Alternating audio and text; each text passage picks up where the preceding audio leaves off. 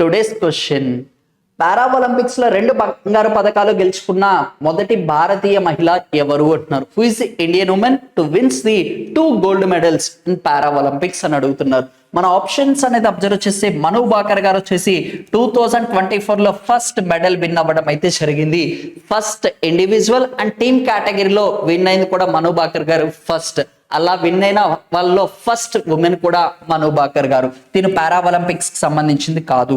And కర్ణం మల్లేశ్వరి గారు వచ్చేసి first Indian women to wins the Olympic medal. తిను కూడా పారా ఒలింపిక్స్ సంబంధించి కాదు. పివి సింధు గారు వచ్చేసి 2016, 2020లో మెడల్ విన్ అవ్వడం అయితే జరిగింది. తిను కూడా పారా ఒలింపిక్స్ గేమ్స్ సంబంధించి కాదు. అండ్ కరెక్ట్ ఆన్సర్ వచ్చేసి అవని లేఖ గారు వచ్చేసి 2020లో gold medal and bronze medal win అవ్వడం అయితే జరిగింది.